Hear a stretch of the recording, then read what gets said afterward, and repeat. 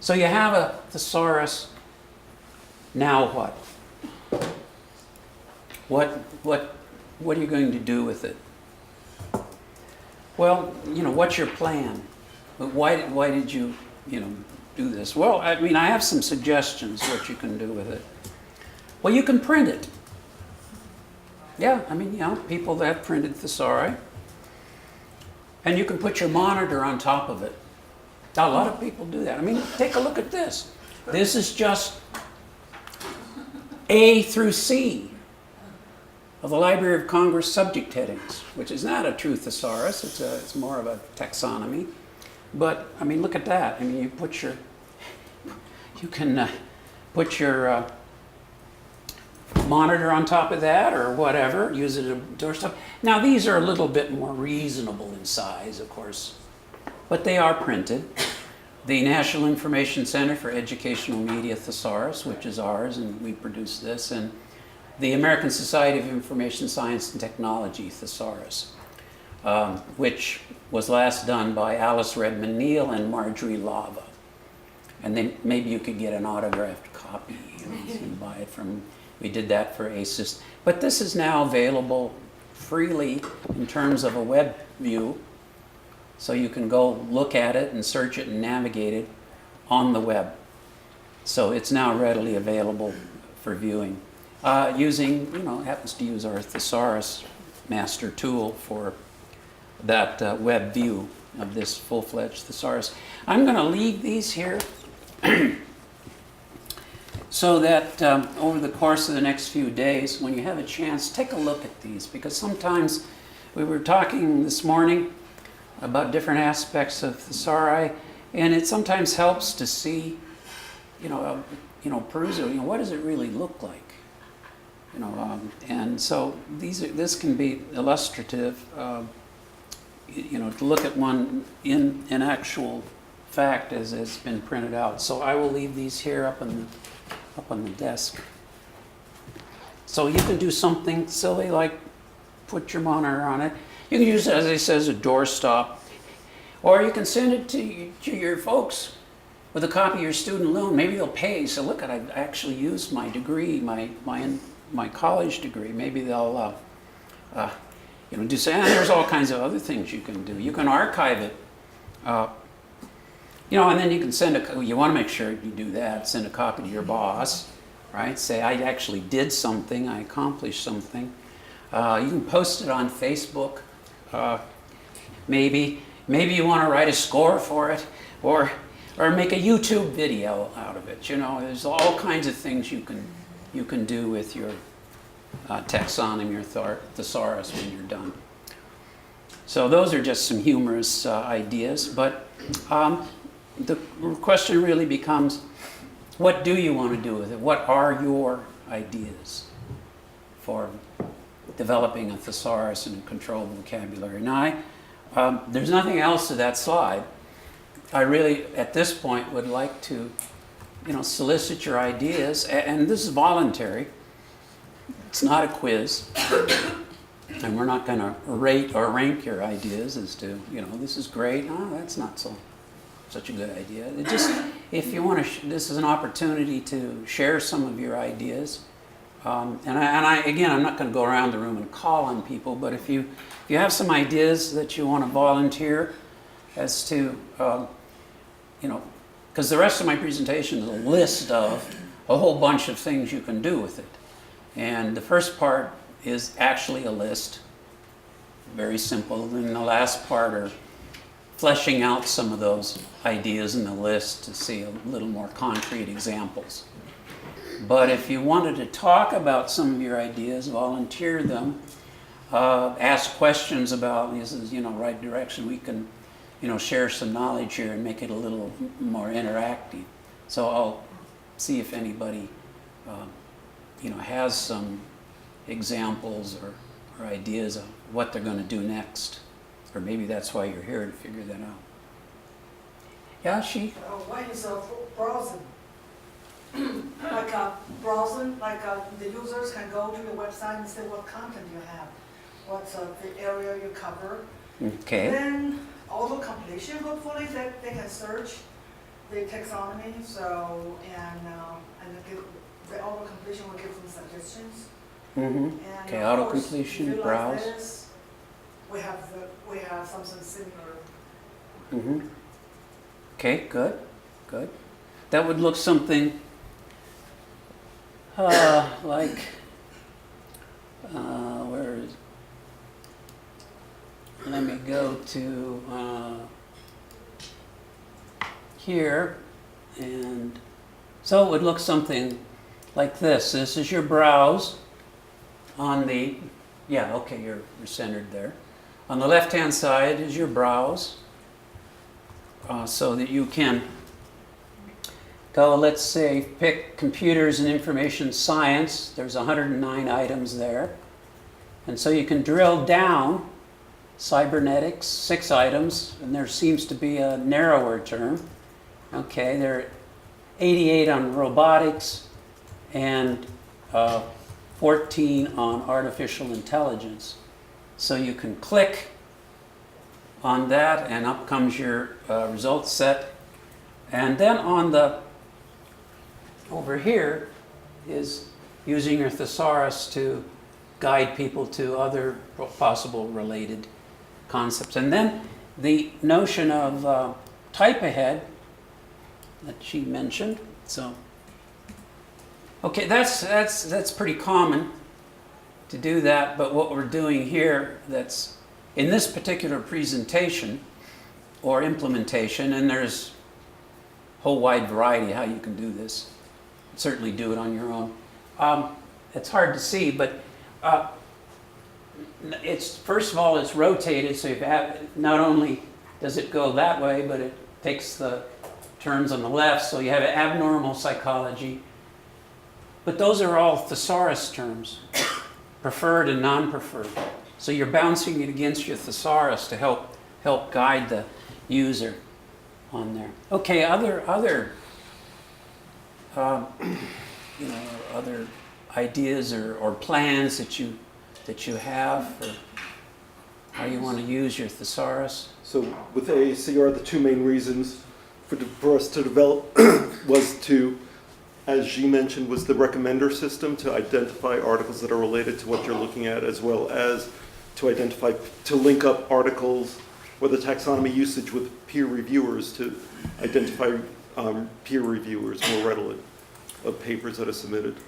Okay, so there's 2 more ideas there, at least 2, not more. One is an idea of a recommender, that is using and actually you've raised a third point, and these are all on my list in that, but I'll mention that last. But the recommender is a system where you can, just to repeat what Arthur said, is when you do a search and you come back with a list that you see, and it's not implemented on this site here, but if you come back and you're drilling down on this 88 set and you click on that one, what the recommender would do is take null hits. So it's not linked. But what the recommender would do would be to, when you click, why isn't that just going back? I don't know. Sorry. There we go. Maybe I just wasn't waiting for it to load. But when you go back and click on a particular article, what the recommender does is look at the indexing from your thesaurus that's been applied to this particular article and finds the closest matches in your database. This is very, very different than other users looked at, or the last time you were here, we looked at, or you looked at this or that or the other thing. This is really the semantic fingerprint. It's actually profiling very tightly that particular article that you looked at, and looking at it. Because if you just type in a single keyword, it's going to pull, if it's been indexed by that keyword, the user keys it in and pulls up an article set. It's also going to pull up articles where that keyword is also in the full text, but maybe not indexed by that thesaurus term. So you're going to get a lot of different results in that set, potentially. But by looking at all the subject terms of the article of interest and pulling those up, you're pulling some from the existing search set that came up, plus potentially others, and doing a sort and relevance rank. So you can get, you can really point people to a great search set. So yeah, the recommender is a useful use of the thesaurus, but there's an implied use of your thesaurus or taxonomy in these, and that is labeling your content with your thesaurus. You actually, when you build the thesaurus and you get into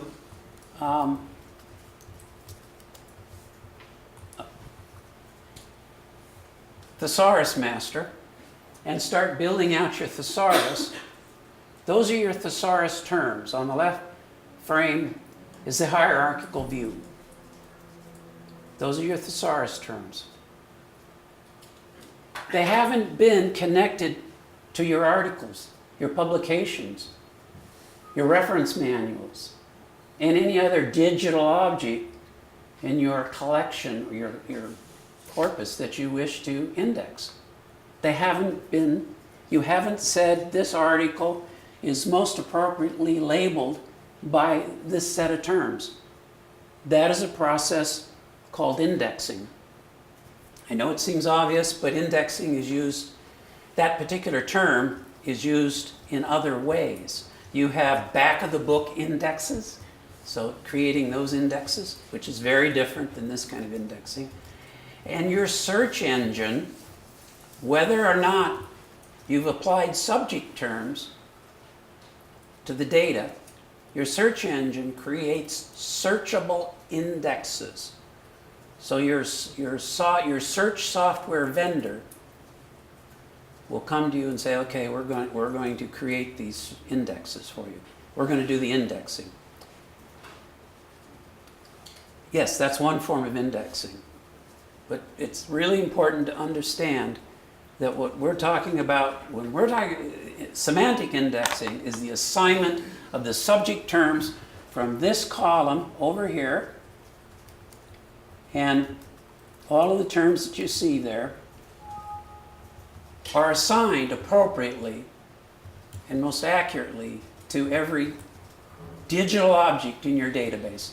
Mostly articles, but books, monographs, books and monographs, same.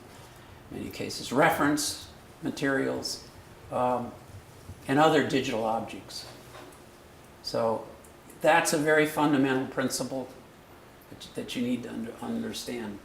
Let's see, you said recommender, implied indexing. Oh, review finder. Okay, thank you. Yeah, part of the thing that you can do is, now that these articles are indexed and you have an indexing system, you have a vocabulary, as new material comes in, we have some customers that are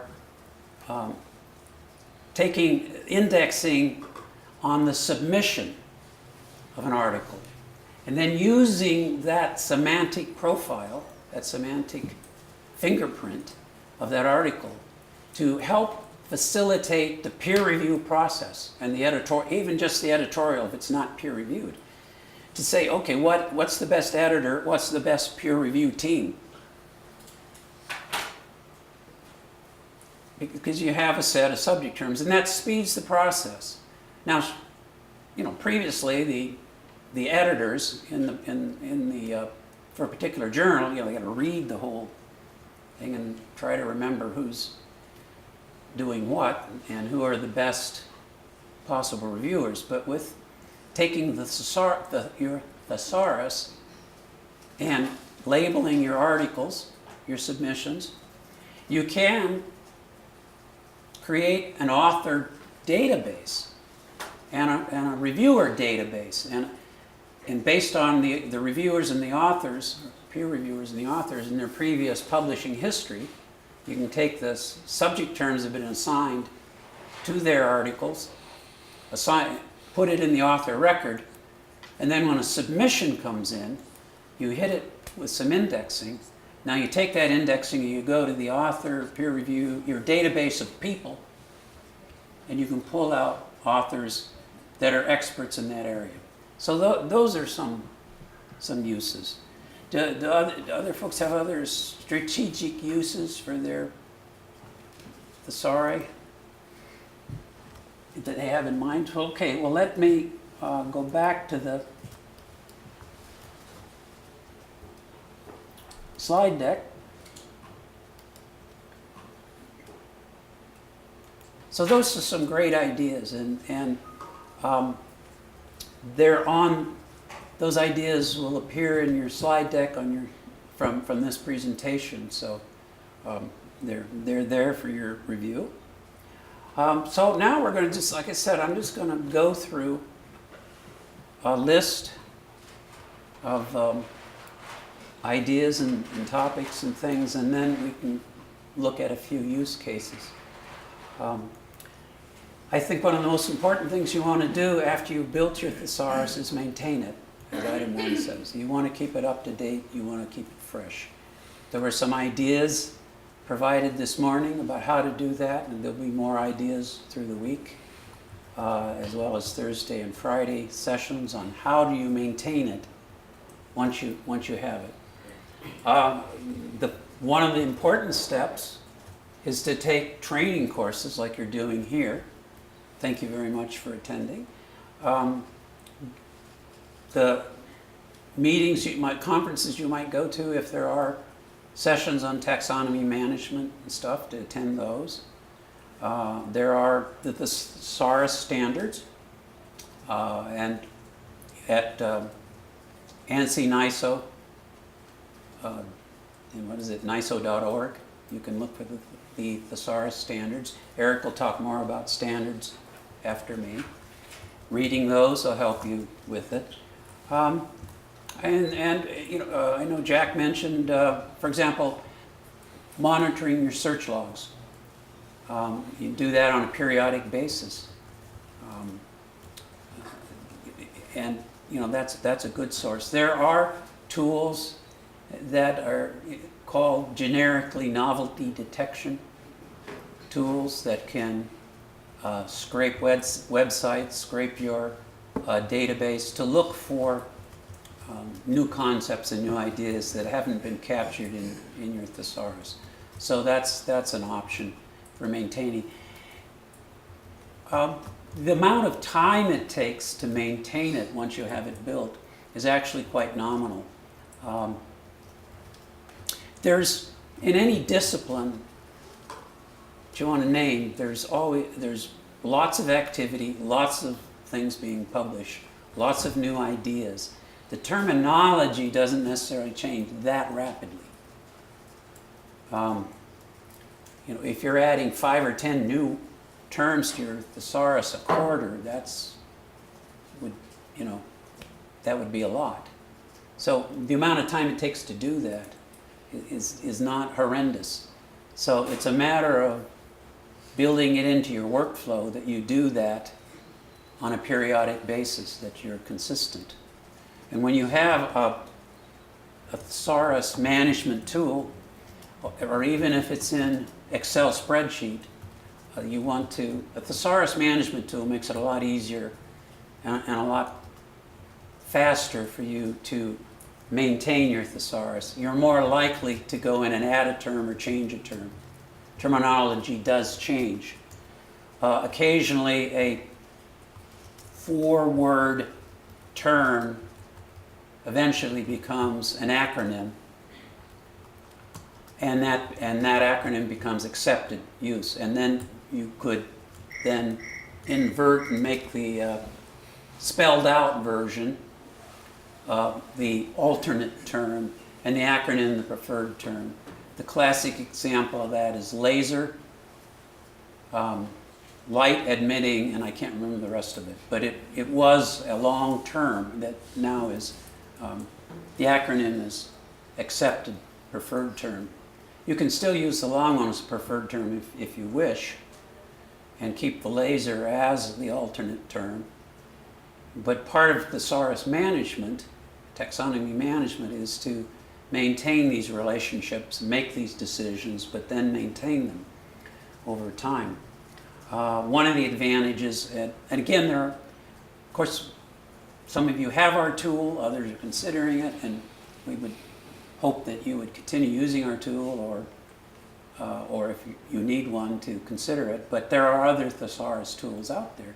The advantage of using a dedicated thesaurus tool is it's easier to do those sorts of things, including things like keeping a history of those sorts of changes.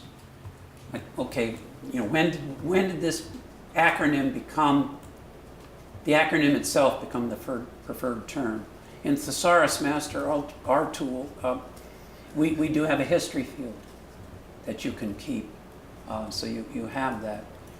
So that's very important. And then the second point, which I've already addressed, is the fact that you want to index your content. You want to organize and label your content with your preferred terms. It seems obvious, but it's sometimes missed. And I see that more than most. Margie, Bob, Alice see that more than most, because we are also in the sales marketing role, so we're talking to prospects. You folks are a little farther along than that. But we get that, they're interested in the thesaurus. How do we build one? How do we get it? Can we license? That sort of thing. And of course, part of the discussion is, well, what do you want to do with it? I mean, what's your strategic goal for having it? And sometimes those are a little on the undeveloped side, to be kind. In others, they're not really sure. It's not on like any new technology. Sometimes someone 3 levels up says, oh, we have to have, this, go get one. Now what are we going to do?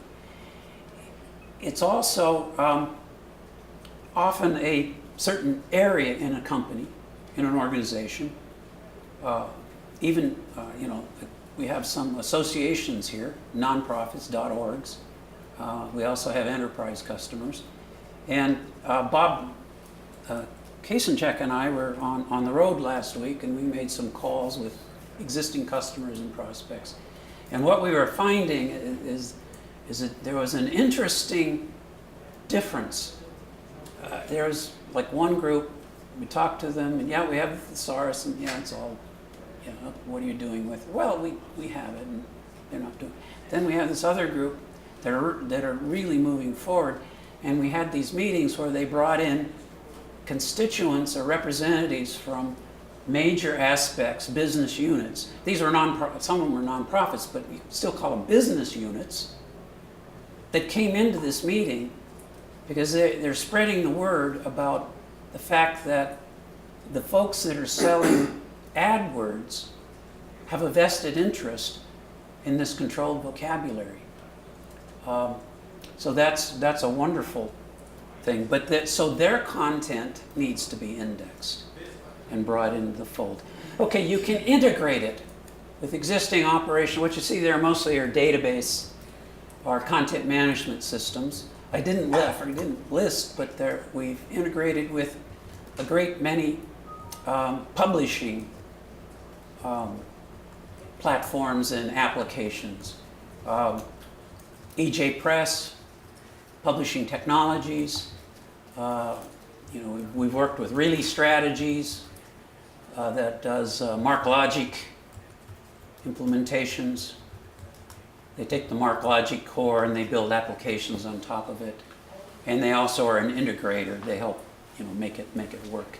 So, and we've worked with Lucene as an example of an open source search software, but we've also had in days past the MarkLogic retrieval engine and quite a few other search software packages that have integrated with the thesaurus and other tools. So integration is another important use and way you can leverage your investment. Questions on any of these three? And again, I have more slides later on. That if we don't get to, that's okay. They're a little denser, have more text, and you go take a look at them on your thumb drives, and I think they'll be self-explanatory. So, any questions at this point?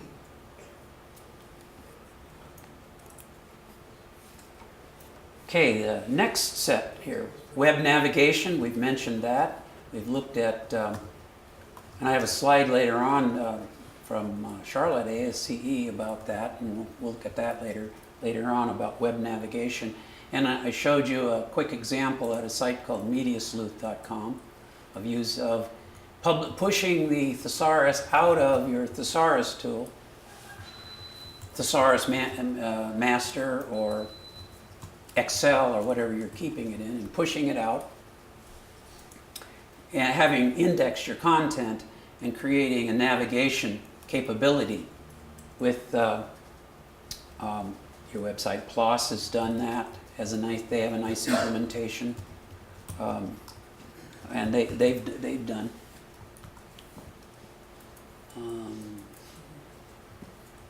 That's what I was up before I bailed. See if it's still there. Yeah. Am I centered? Yeah, you can see that. So they have, you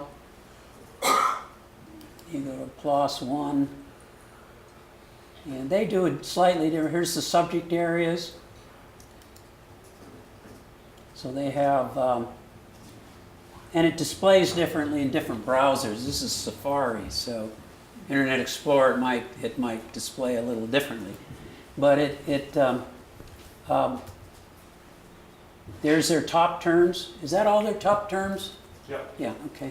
Sometimes, I mean, when you push these things out, you have to think like from your thesaurus tool. You push your thesaurus out for this sort of navigation, or the one I showed you at Media Sleuth. That particular one, you have to think about. You need to make some decisions, tactical decisions, about pushing out the whole thing, which is what we did here. All of the top terms, some of the top terms. Maybe, do you want to go out all possible levels? If you have a thesaurus that's hierarchical, so it's a taxonomy as well as thesaurus, and you go out 8 or 9 levels, get down to real detailed terms. When you push it out for this sort of web navigation, there are some issues. You don't have to push out the whole thing. Maybe you roll up, so only the top 2 or 3 terms are displayed. So if we look at, so maybe under computer and information science, we only, instead of going down to every level, we only do the top 3. So in this case, cybernetics, which has 6 of its own signed there, artificial intelligence and robotics with 88 and 14, well, those numbers would get concatenated, and you roll up to just cybernetics, and you'd have 100 and some items there. And that doesn't mean you're losing the indexing.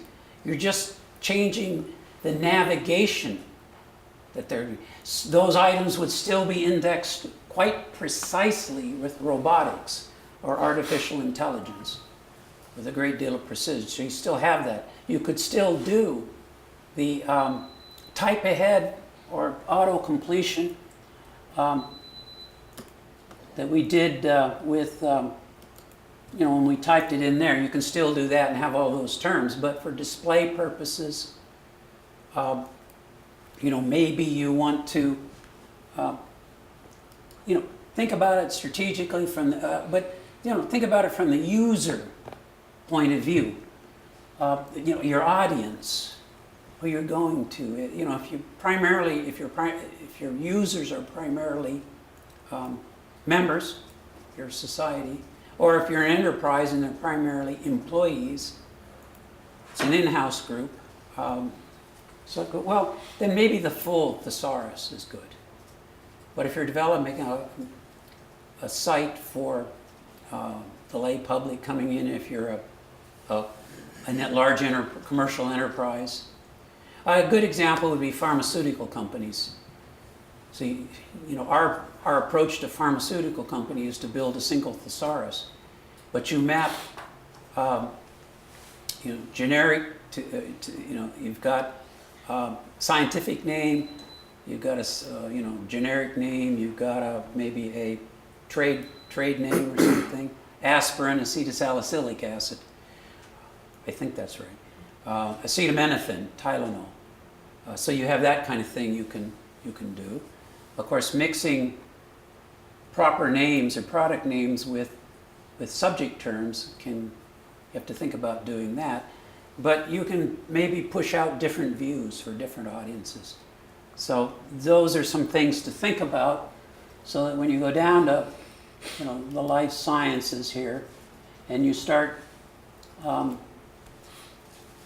drilling, agriculture is under life. Okay, these guys build. I know. Agriculture. Oops, sorry. Mouse challenge. So you start drilling out, and it does keep a kind of almost a virtual breadcrumb trail in their implementation, because it's only showing 3 there, but you can use these arrows to see where you are, as you drill down. And there are 735, I'll read that in case you can't up there, articles at this point below you. So navigation is, I think, one of the most important uses. Term mining and visualization. There is probably the broadest area is data mining, heard of that term. Then text mining. Then we've coined a little term, term mining. Both data mining and text mining. You can do any corpus that you formatted for the software to work on, and it's often used in intelligence for things you're not sure what's going to be out there. You're not sure what you'll find. So it can be good in discovery circumstances. Term mining is, like I said, we've coined that phrase to do, if you will, text mining against your thesaurus or your controlled vocabulary. So it's much more precise, and you're not necessarily going after a specific thing, because if you're going after a specific term, then that's just a search. It's not really mining per se, but if you pass the whole thesaurus against a corpus, indexing against a corpus, and pull out content, and then you can map it visually. And we've done work like that. We've had presentations here in the past from, for example, a project we did with IEEE. Some of you may have seen those slides because we trot them out frequently, showing the different kinds of visualizations you can do to learn things about the environment that you're studying. So that's another extension and way to gain additional value from your thesaurus. How you can leverage it is term. The IEEE they're looking at was the distribution of topics across their journals. They have 33, 34 different sort of societies under IEEE, or divisions, if you will, and each one has journals. So I don't know how many that adds up to. It varies with the division, but that's a lot of journals. So as a whole, and everybody has their specialty in their favorite area, so it's a bit siloed. So one journal editor isn't necessarily talking to another journal editor. So doing that sort of visual mapping, you can see, where, what subjects are being covered, and how many journals have a heavy overlap. They found one journal that hadn't really published in their primary area in quite a while. They drifted off. And if the users are happy, that's fine, but maybe you need to look at the editorial policy and see, what is happening, why is that? And maybe there's a need at that point to make changes in, the name of the journal or how you advertise it, who you're targeting for that content. And maybe, there's some additional work on your thesaurus you need to do. Maybe you did a little work on your thesaurus. That's an area that hadn't really gotten covered well in your thesaurus. If you re-index it and do the visualization, it would come back into what it was considered its editorial focus. And we've just, because examples that you folks are doing, we talked about author networks or semantic fingerprinting. And again, that's where you take where you have authored content, which is not always the case, but where you have authored content, publications, research reports, so on. So my comments are a little out. I think most everybody here is from publishing industry, but we have other people, other customers that are in enterprise, but and even associations and publishers publish content where they're not necessarily an author. But at any rate, that aside, you index your content, you map that indexing to each author, and then that's the basis of doing all kinds of interesting things. We mentioned helping manage the peer review process. You can also do things like, if you have an upcoming conference, it's a new conference or a seminar or a webinar on a particular topic. Well, what would be the 3 or 4, 1, 2, 3, 4, 5, or whatever, main keywords or subject terms from your thesaurus that you would use to label overall this particular new seminar? You do that, then it's easy to do very specific targeted advertising, if you will, that won't be viewed as spam because it's like right into their subject area. Doesn't prevent you from doing broader advertising, but it does help you target your advertising. So you can direct members to those sorts of special events. You can direct them towards other content of interest to them because you come up with a new reference book and you can get the word out to them. You can facilitate social networking within your community, communities of practice or areas of interest or disciplines. All of these can be brought together, and using that semantic fingerprinting to facilitate that process and make it make it more robust. Linking and mashups. This is another powerful thing that you can do.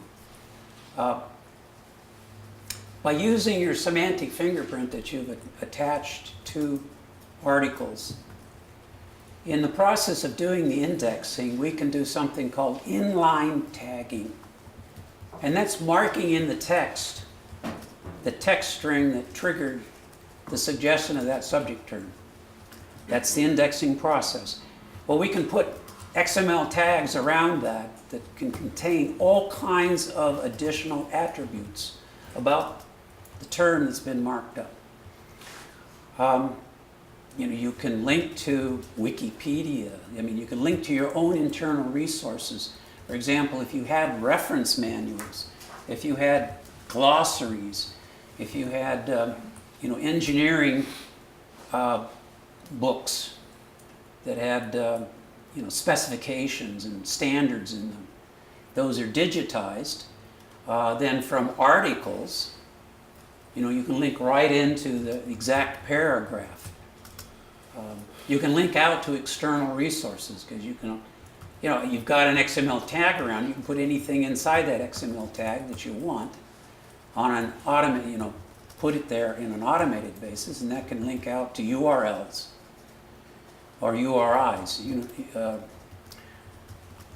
that again could be internal to your own resources or other websites outside. So linking and mashups, pulling in, that's how you can pull in maps and things like that. Knowledge management. Lots of folks are heavily involved in knowledge management initiatives. This is particularly true in enterprise and government. By using the semantic indexing on both content and people, that's a good way to, for example, identify number 9, find an expert, either internal or external. So it's number 8 and number 9 are very similar. Find an expert. So that's another implementation of your thesaurus, is to facilitate knowledge management and find an expert. Matching up things, and we've referenced these separately or under other items, but member to member, member to users, the way of bringing people together. I mentioned communities of practice, way to create that. Member resources, or resources to your members, or if you're an enterprise, other resources in the company and bringing them together. So mapping up all of those options and bringing people to them and bringing making them aware of these things. We've talked about the recommender as a way of surfacing content that seems to be right on the interest of the user based on their selection of a particular article or a particular item that they've done in their initial search. So it facilitates that. I showed you related term navigation. That's I'll show you that again just because it's sometimes helpful to see. See it in. So if I go back to our example, I can remember, and I go to abnormal psychology, and then you can see these terms. Now there's only 11 under that topic, so it shows that there's a narrower topic, but it also shows some related or broader concepts. And now what we're looking at here are items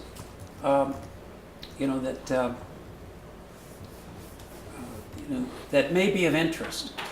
But if you're a broad publisher like PLOS,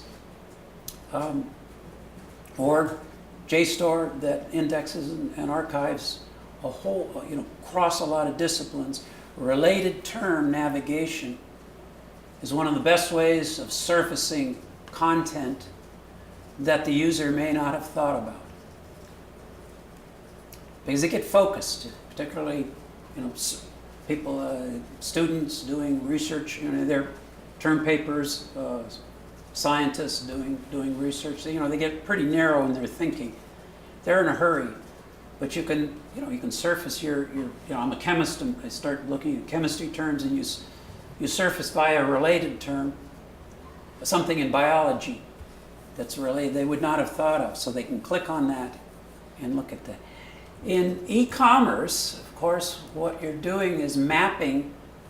This is more prosaic, but you're mapping. Somebody's looking for bicycle seats, and you've mapped that to helmets and sunglasses and other things that that are related. They're not in the category or class of bicycle seats. And sunglasses probably wouldn't even come under the bicycle hierarchical term if they were to drill down. They'd, I'd put them under vision devices, so I don't know what you'd put it under. Alice is grimacing back there. They don't let me work on this, sorry. But but it's related. It might be useful. So that in terms of buying things in commerce, you see that done. But your thesaurus, of course, which also can consider controlled vocabularies, not only subject terms, but also, you can control lists such as product names or geographic names or other sorts of what we call authority files under your controlled vocabularies. You can manage them there and do this kind of relationship building. So to help with the navigation.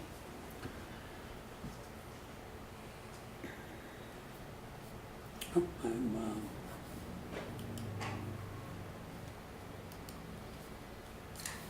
so that, again, it's just easier to see what I'm talking about when I say related term navigation. Mapping terminology differences. And this is something you do during the build, but afterwards and continuing. But initially, you might get started, particularly if you're in the publications area, of building out a subject term thesaurus that's appropriate to the content that you publish. But as you build it out and expand into other areas, and you expand across silos in your organization and different business units, you want to build out your thesaurus and start building these related terms and mapping them across it. So that types of mapping that you do, different languages, if you will, is like department to department. What something is called in accounting is not necessarily the same thing as it's called in production. And this does apply to the society, you folks from associations. Because again, to leverage your thesaurus, you want to start thinking about, well, what are the marketing people doing? What are the membership people doing? And what are they calling things? And, can you map their terminology? Generally, in a association publishing, your first thesaurus is to should be built to index your database, your back file, and your new publications of your primary publications of the content you produce. But once that's done, then you might want to build that thesaurus out a little bit to start thinking about, well, what sort of things might map to some of the terminology in marketing, or some of the terminology in finance. Or maybe you want a different branch for that. But and how do you map, in the example I gave earlier in pharmaceutical, how do you map what the bench chemist would call something versus somebody coming, a lay person in coming to your website, trying to find out more information about a particular pharmaceutical that's been prescribed by a physician. And then mapping things like generic, and that's the case of generic to trade to scientific, doing that kind of mapping. Old to new. We're talking with some, we have customers in the UK, and we were talking to one publisher there that's been around forever, and I mean 1700s. They've been around a long time. So one of the issues is they have digitized a lot of their historic publications, and it's a science publisher. So the terminology that's used today doesn't necessarily match the terminology that was used in the 1880s. So one of the things you can do to leverage your thesaurus that you built to index your, is to make sure that you extend it back and map those older terms. Either they are perfectly acceptable primary or preferred term, or you map them as an alternate term to an existing preferred term. So, but you want to make that kind of mapping. Different views.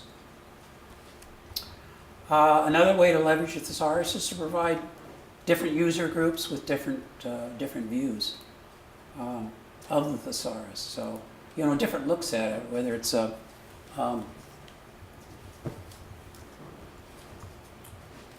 back to, I had it open, there, no name, admin, there it is. So you have just the hierarchical view, which is what we saw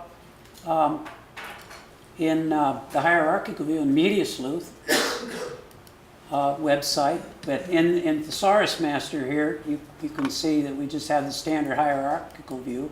But an alphabetic view, for some users and some uses, it might be quite useful. So you have an alphabetic view. Let's see if this works. Yeah, so you have that did work. So sometimes it depends on the server whether it's on. That dynamic view is actually been installed. So there's a dynamic view, and that's just a different way to go and navigate. There's no narrower terms there, but if I click out, if there are narrower terms, this is a pretty small thesaurus. So you have all kinds of other views that you can provide.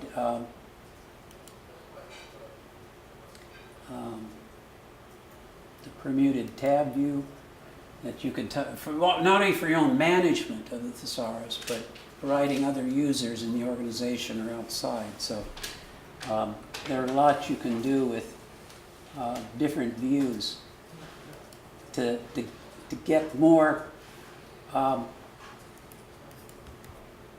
value out of it and get more use.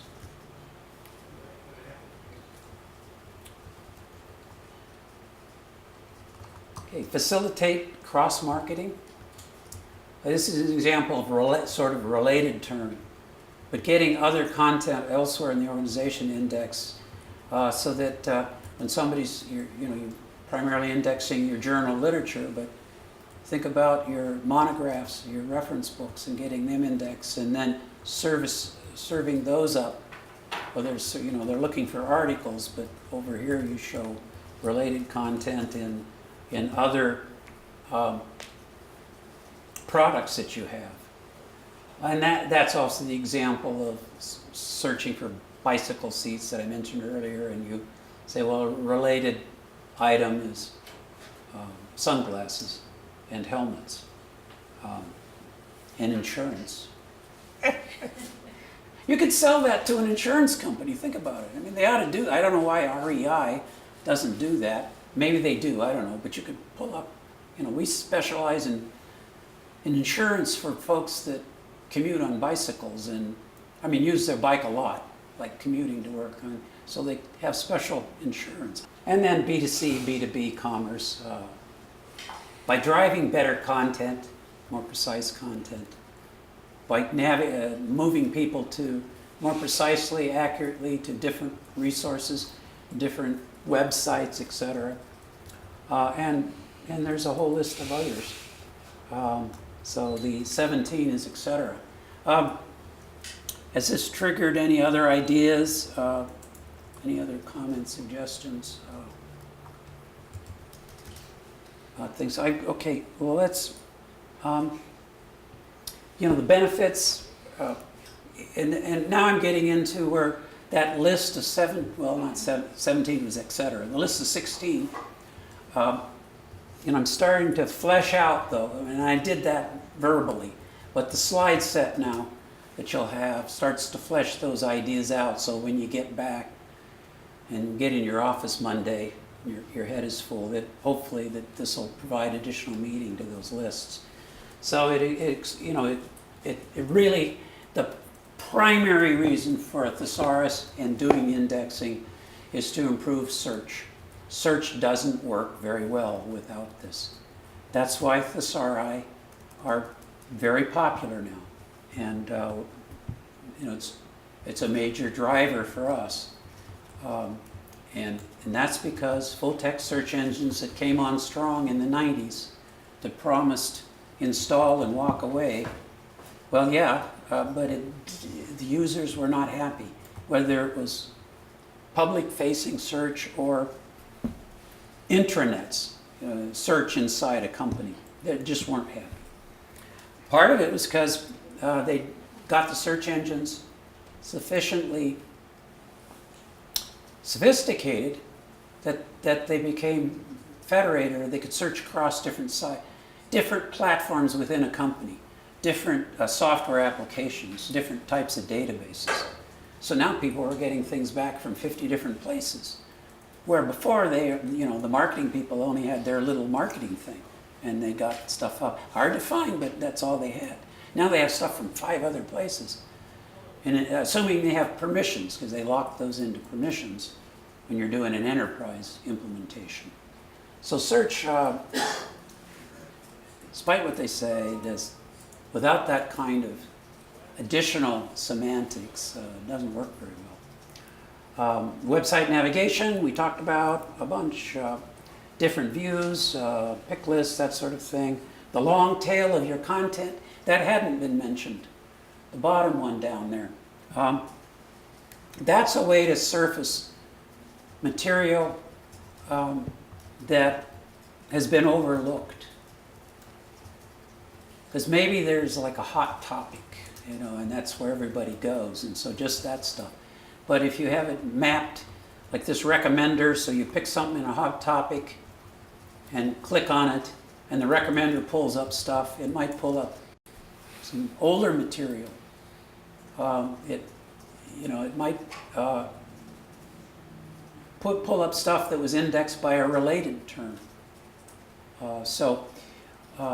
And it also, generally, you can set your search engine so maybe it sorts by publication date as part of the parameters for relevance, but pulling stuff up that's been indexed by an important concept of something published 50 years ago. The fact that it was published 50 years ago doesn't mean that it isn't still very valuable. But we tend to forget that. The lifespan, in terms of, is like 90 days, is sort of like usage, just sort of when things drop. But when you've indexed your content properly, you can raise the usage of some of that material significantly. Because a lot of fundamental science is still very valid, and that's why students at all levels, and undergraduate, graduate students, they need to understand the foundation of a particular discipline, not just jump into the latest hot topic and the publications of the last 60 days. It's like, well, where did that come from?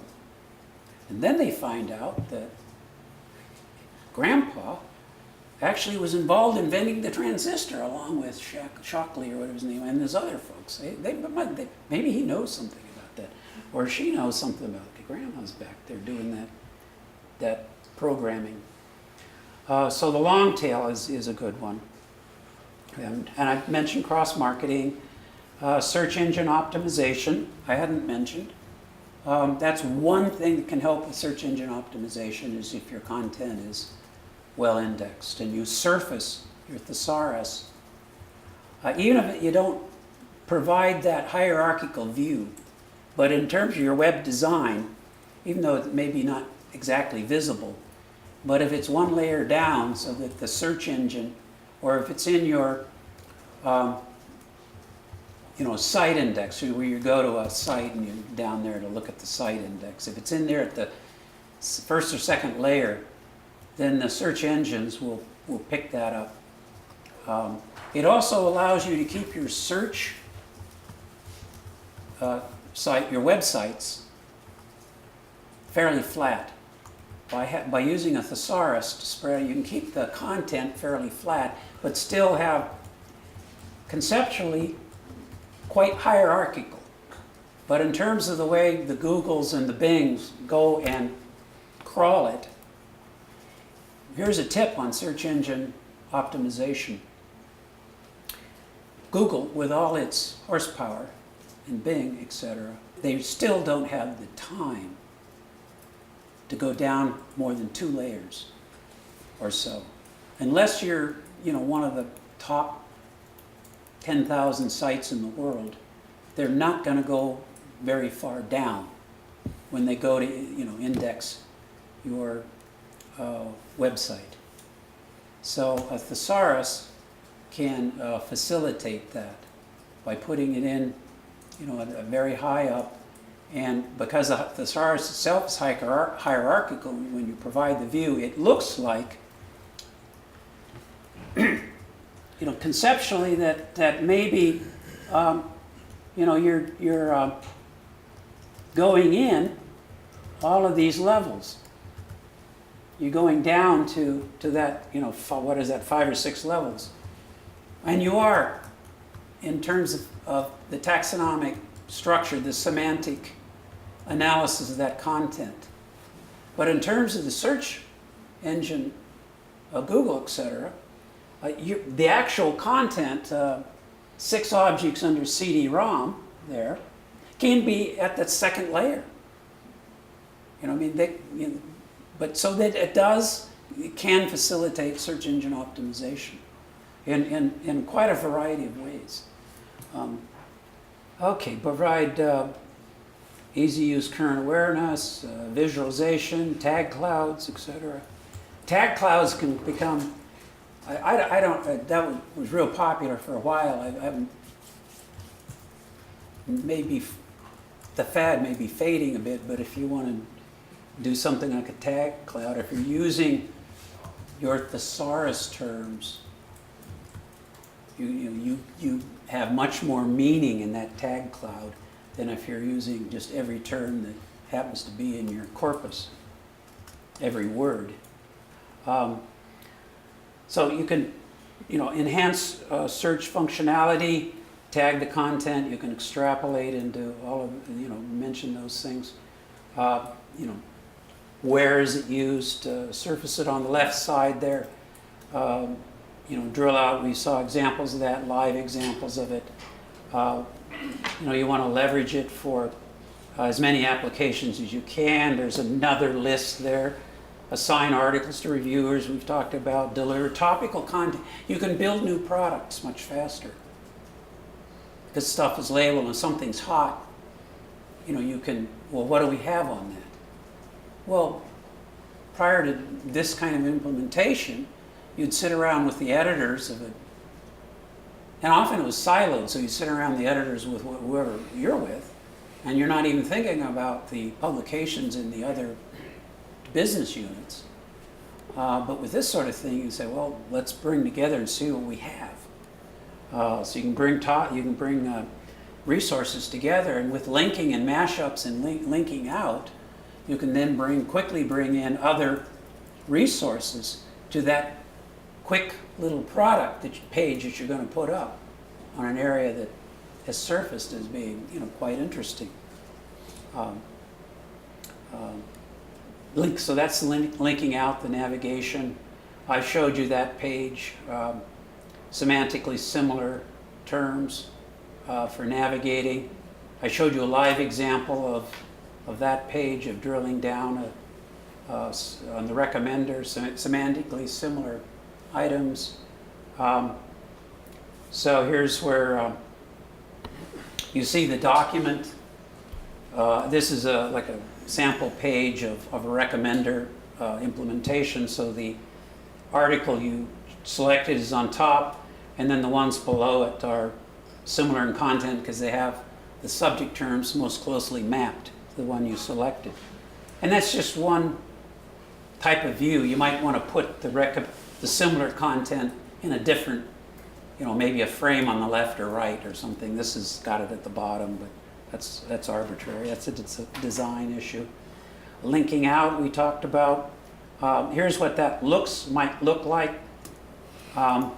This is just where the term crystalline has been marked up in an article. That's a subject term that we found, and this article is about crystalline. So what we've done, we've put the XML tags around it.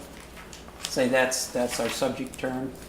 But if I have a slide down there where there's the same crystalline term, where we've put the URL to a Wikipedia page. So someone mouses over that and then click on it. It's their option. I mean, it's not going to take them out of there. And then this is where it's an example of linking it to, in this case, a legal thesaurus. So the term in the article, murder, where the arrow's pointing to, is linked, that's a thesaurus term that we've identified, a subject, that's a subject term from a thesaurus that we've identified and marked up in the text. And we've put in a mouse over a dictionary definition from a law thesaurus, as opposed to, it's very different from Webster's. You get a law thesaurus, it's going to tell you more about, and then inside there you could also link out, you could then add links to other resources. Murder's pretty broad, maybe it gets down to a certain type of incident that you are linking out to. So those are some of the kinds of information you can put inside the tags, that you've marked up in the text. It's a design issue. There are not any limitations as long as you can programmatically, make that connection. And then this is an example of integration that I mentioned in the list of integrating to other applications. In this case, SharePoint, and how you might make that happen. And once the linking's done, the red circle is our software data harmony built into the SharePoint application, so you can index content being ingested into the SharePoint repository. So you get all those benefits better. And then here's from Charlotte, thank you, ASCE. This is several years ago, 2009, or they were doing some wireframes. So that's a mock-up they did in terms of trying to design it. But what we like to show here is all the areas where your controlled vocabularies, your pick lists, your different things you're controlling, including subject terms, might be used to help, guide. Like this one here, it's just find a local group, so on, that you can use to as possible ways of leveraging your thesaurus. And then this is from AACR, American Association for Cancer Research, of ideas they had about once something, like if an article is indexed, and then you can use it for all of these other applications or uses, facilitating the author networks, driving people to job posting. I hadn't mentioned that one. You can index job postings and then map them to, it's easier to have members find those job postings that way. And I like to jump right out to live things, so I've shown you that, but the media, but it's in your slide deck, so you can take it home and remember where I was. This is an example of a rule, but you had some rule building earlier, and you'll get some later in the week if you're here Thursday or Friday. So, and these are just some, we have quite a list of government and media and Walter Kluwer's Health, IEEE, enterprise, and these are all things, and then just what I like to throw in our customer slides. So how to leverage, how to get more use out of your thesaurus. You're putting a lot of time and effort into it. There's a lot you can do with it to get tremendous payback. Just providing better search to your members will pay for it in and of itself, because member retention is key, is very important.